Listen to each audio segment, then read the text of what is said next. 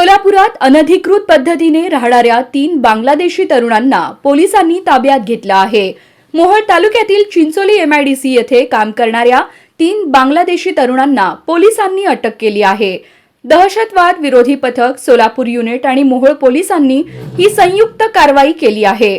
मोहोळ तालुक्यातील चिंचोली एमआयडीसी येथे विनापरवाना ते राहत होते। मोहोळ तालुक्यातील चिंचोली एमआयडीसी येथे विनापरवाना 3 बांगलादेशी तरुण राहत असल्याची माहिती पोलिसांना मिळाली होती। या माहितीच्या आधारे पोलिसांनी कारवाई केली आहे।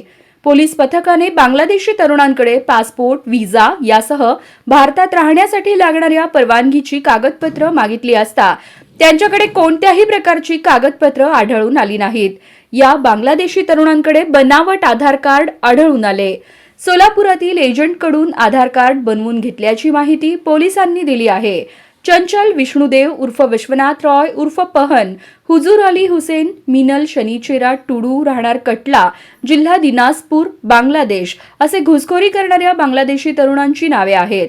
मोहोळ पोलीस ठाण्यात परकीय नागरिक कायद्याच्या विविध कलम अन्वये गुन्हे दाखल करण्यात आले आहेत।